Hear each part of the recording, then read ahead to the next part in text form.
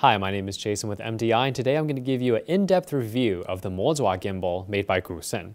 Now, when you order the Moza, you get yourself a nice, hard Pelican-style case to hold all your gear, and this is what's inside. This is the first tier. It is a custom-cut foam, and on this side, we got two batteries. We got the gimbal unit itself, a wireless monitor with its antenna. We have a wireless remote control to handle the stop, record, the adjustments of where to pan and tilt your gimbal. And we have a quick release plate. There is a separate cut over here, most likely for the 7-inch wireless monitor. Now I'm going to take off this first tier real quick and we will reveal the second tier. Second tier, on this side we have ourselves the stand for the gimbal, the handle for the gimbal,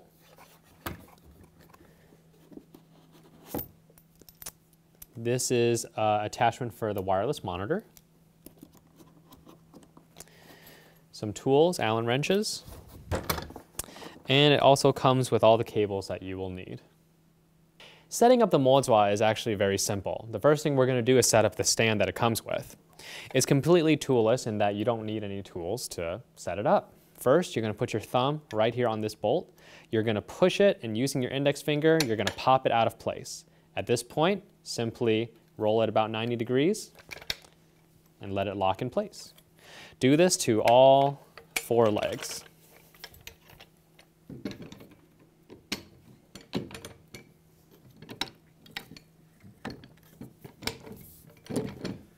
There you go. Your stand is ready to go. Now, one thing about this stand is if you take a look down here, there's a couple slots. Now, while they don't outright say what these are for, we believe that if you maybe use some nylon straps, you could strap this down to maybe the hood of your car or maybe a dolly cart. Just make sure when you have your gimbal up here, you also secure that down as well. But that it might be a little fun option to use this stand in other applications. Now, another good thing about the stand is if you have a regular light stand, there's a screw here on the back. Simply unscrew it, use your fingers and grip this little hook or this little opening, and you'll be able to take the top part off and set it on a light stand, making balancing and operating the gimbal much easier.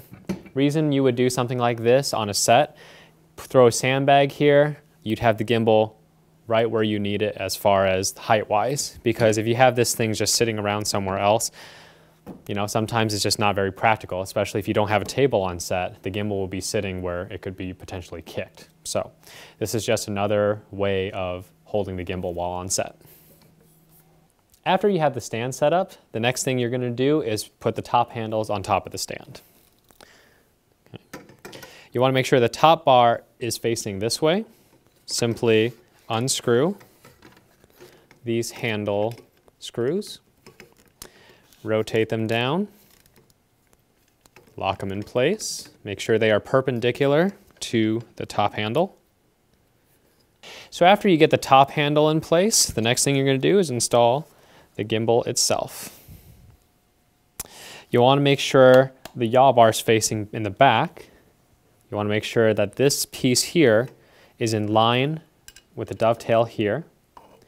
What you're going to do is you're going to pull on this back knob to then slide it in, lock it,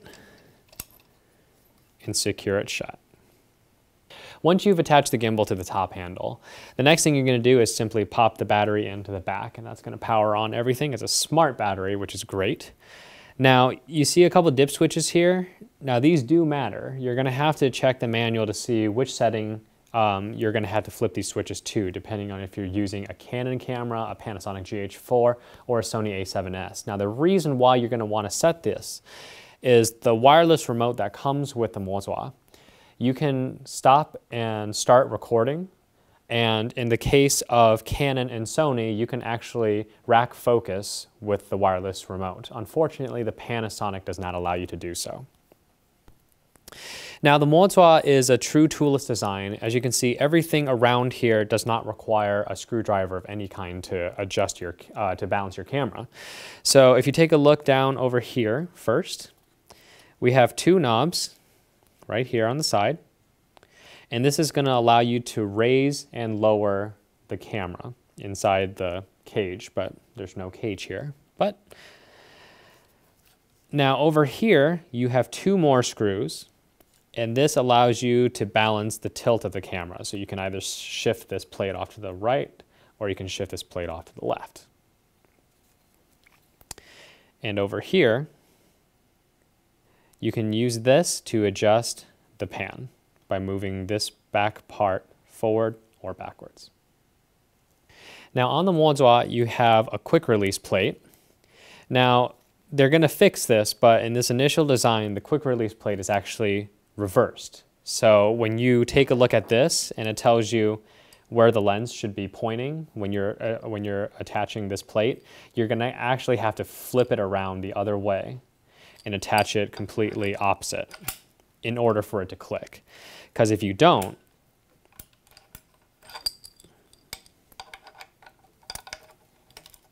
it won't go in.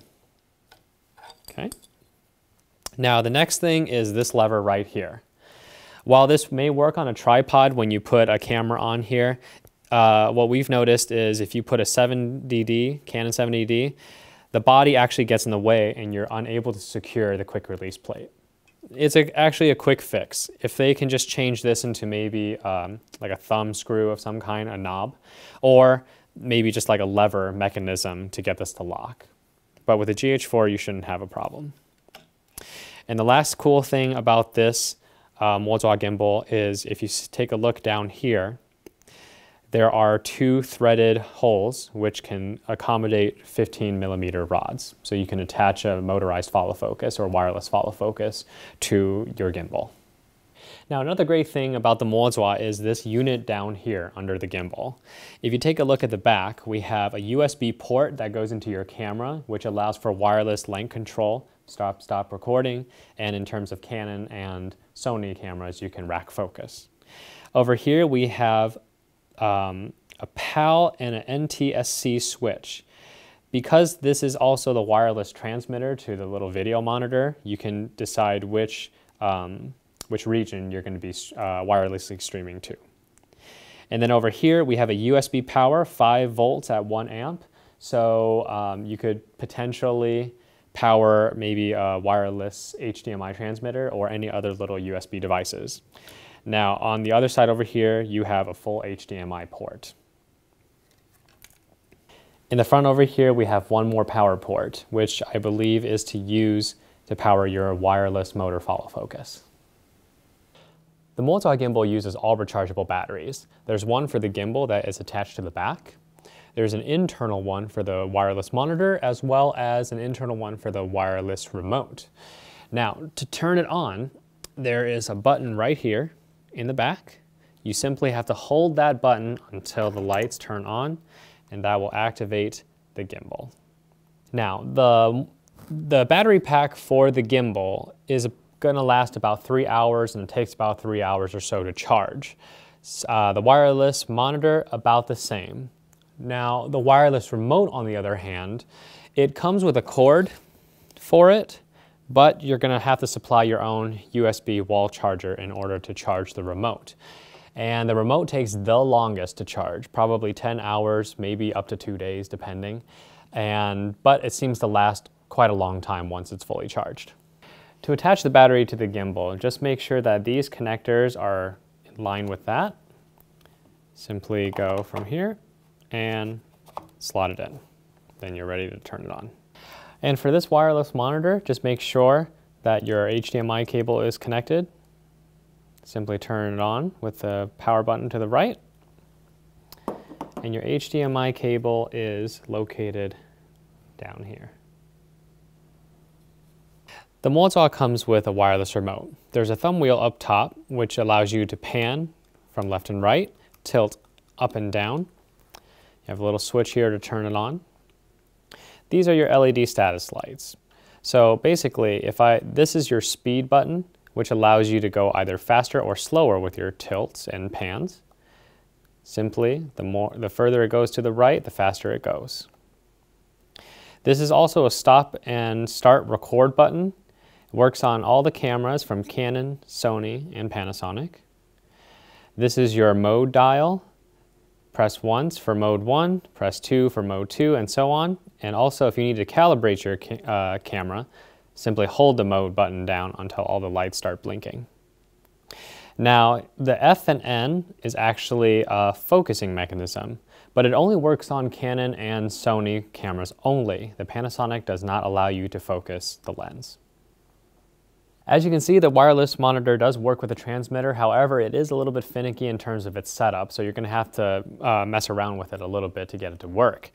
Now, just know that this is an analog signal that's coming from the transmitter, so the image is quite soft. This monitor is probably only really good for framing. I wouldn't really count on it for critical rack focusing. The cool thing about this is you can actually use up to 6 of these monitors on one gimbal. All right, so now I'm going to show you how to balance your camera onto the Moza gimbal. Now remember, when you put on the quick release plate over here, the lens should be pointing away and not with the lens. That way you can actually slide it into the quick release plate. All right. So first things first, you can kind of see that this is not aligned with the center. So just as a starting point, you're going to unscrew these 2 silver ones on the bottom and just move the camera towards a little bit to the center, just as a starting point. Then you're going to lock these back in.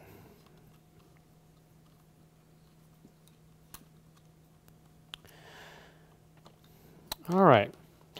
Now there's this bottom part of the cage right here, this bar on the bottom. See how if I let go, it just kind of swings down? We don't want that to happen. We want it to be able to just kind of rotate on itself. So we're definitely gonna have to bring this up.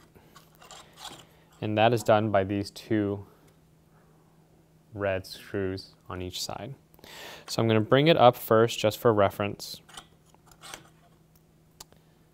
Okay, I'm going to tighten those down.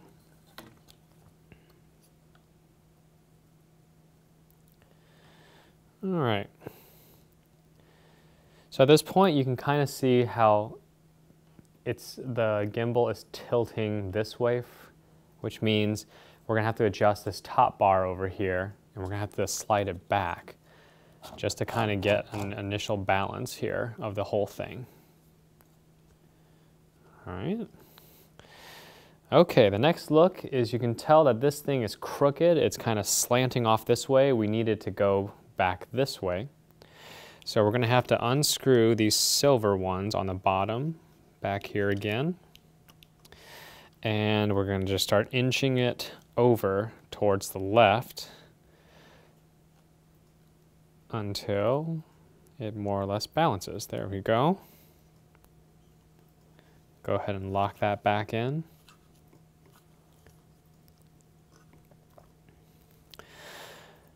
All right, so we're looking pretty good so far. Now the last thing we're probably going to be wanting to look at is see how this is still swinging down to this bottom no matter where I put it.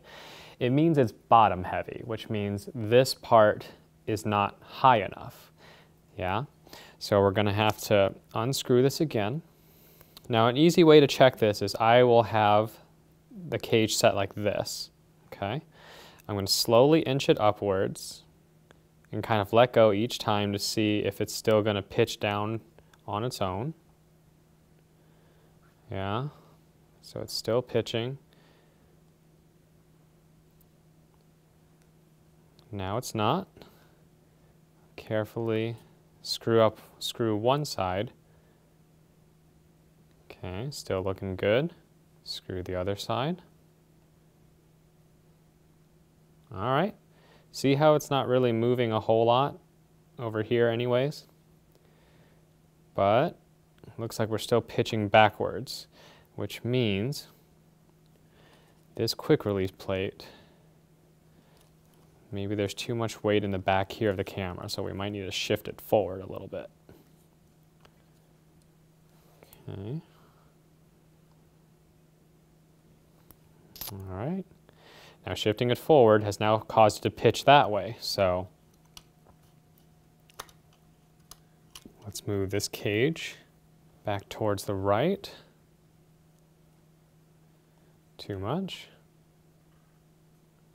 These are all very small, minute adjustments.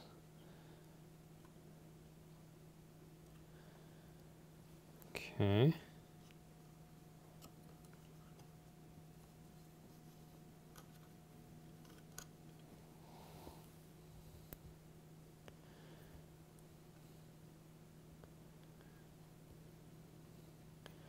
Okay, we're still just a little bottom heavy right now.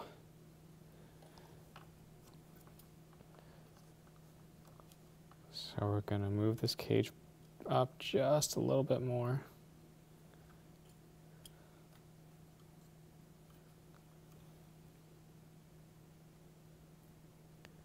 Now we're top heavy.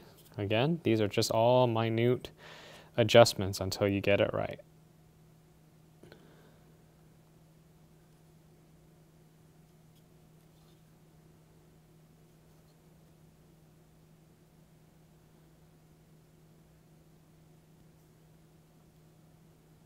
All right, we're looking good. Yeah, so right now the bar is balanced. It's not really moving a whole lot. When I tilt the camera, it stays there. Tilt the camera down, it stays there. Last test.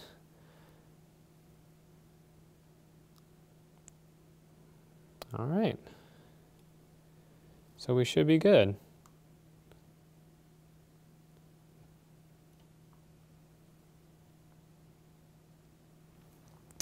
At this point, after you are done balancing, you're still going to have to calibrate it. So you're going to have to use your wireless remote here. Remember, to calibrate, you're going to have to hold the mode button, the bottom button here on the right. You're going to hold it. 3 lights start going, and it's going to go limp. At this point, you're going to hold it with your hands where everything is lined up.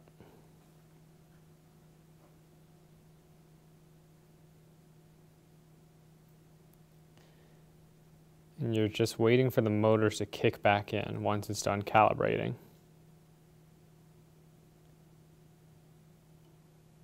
There you go. And we're done.